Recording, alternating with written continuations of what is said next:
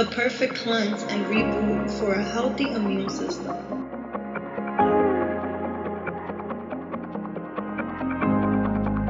100% natural.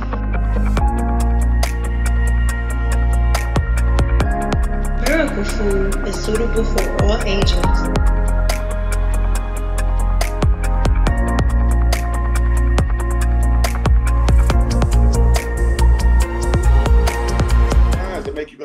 Fuck, how did he think of that? Lloyd Banks who's underrated to me. You know what I'm saying? He got those lines like, oh shit. Jadakiss got those lines like, oh shit. Benny T. Like, I'm about that, the wow factor. You know what I'm saying? But like I said, man, learning from Jay Prince just taught me to be about your quality, invest in yourself, spend your own money.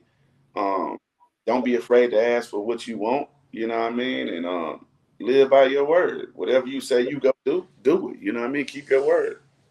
Word. And you also said how Jay Prince was very influential in helping you assist in piecing it up with Tip. And, you know, unlike, it's crazy because we all watch that go down. You two as young men deal with what you have to deal with, but now get to evolve as OGs and get to talk and piece it up and deal with that evolution. But we're seeing a lot of the young rappers not be able to do that, and they're doing it right in front of the phones. We're seeing it live on TV like it's a TV show, unfortunately, watching these rappers unfortunately kill themselves or kill each other, I should say. Talk about that, man, the beef that y'all had back in the day compared to what we see now going live in front of a studio audience and then paying with it with their lives. Yeah, and the crazy part about it, what me and him had wasn't even what I consider beef. It was really some stupid shit, and we talked about it. But my advice to my shit was just some rap shit, you know, like some. But my advice to the younger cats, man, you know, I know a lot of times they don't even want to hear what the OGs got to say because, you know, a lot of times they be like, man, it was a different time. You know, it was a different time, you know, your time and now. So my advice is this, man, like if you got a problem with somebody, you know, at least attempt to have a convo with them. Because a lot of times people, they might do something and you might assume they you know, did it a certain way and it was aimed towards you. And sometimes, you know, that shit might not even be meant for you. You know what I mean? But I feel like having a conversation like a man instead of hiding behind, you know, social media or, you know, a middleman, like nip the problem in the bud and move on. You know, because it's gonna be a domino effect if you don't handle it the wise way. And so, you know, that's my advice, man. You got a problem with somebody, sit in the room and have a conversation. Talk at a normal tone. You know, ain't nobody got to be screaming and all that extra shit, you know? So, you know, you got to be able to talk, have a normal adult conversation because you can't treat the rap industry like the streets all the time. You know, yeah, it'll fuck your money up. You know, promoters might not want to book you. You know, so you know, you really got to think about that shit.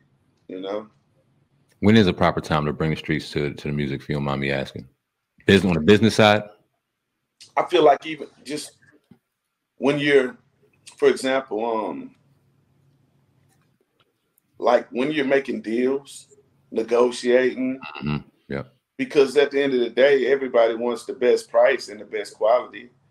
And I see it a lot of times, man. That's why a lot of artists, you know, aren't doing good or they're not, you know, able to live how they want to live because once they reach a certain level, they start alienating themselves from people who help them get to where they at.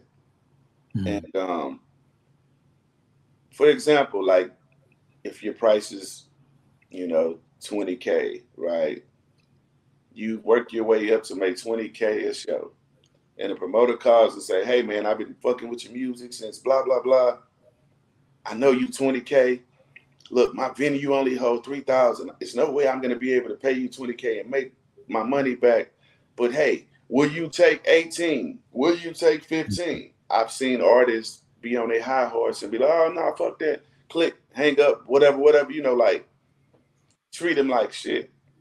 Now, I'm not here to tell nobody how to run their business, but I am here to teach the youth and let them know you got to look at this shit with logic.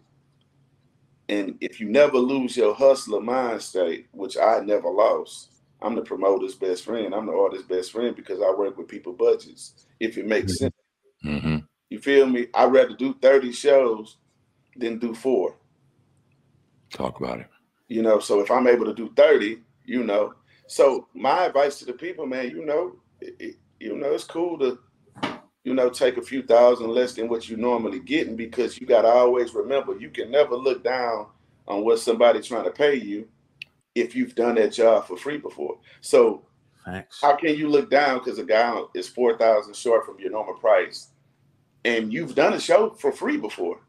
So it's like, you know, I just go with logic. So while everybody has opinions on certain artists, assuming they fell off or they did this, in the meanwhile, you know, some of those artists are behind the scene closing billion-dollar deals and, you know, still living. You know, their lifestyle hasn't changed because they never lost their hustler mentality. They didn't get the big head when they got the big bread.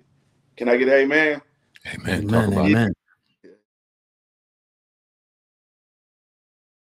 Nigga said, oh God, you the man, Cass. I spit white like a clan mask, and I'm a hustler. I could stand out on the beach and sell sandbags. Some things can't last, but this ain't just a podcast. This is Sam Ant and Oh God Cast. Hip hop uncensored is the vibe, so subscribe. Hip hop uncensored is the vibe, so subscribe. Oh God, driving Sam Ant riding passenger side, and you heard it out the mouth of the greatest rapper alive. Hip hop uncensored is the vibe, so subscribe. Hip hop uncensored is the vibe, so subscribe. Oh God, driving Sam Ant riding passenger side, and you heard it out the mouth of the greatest rapper alive. Go gang.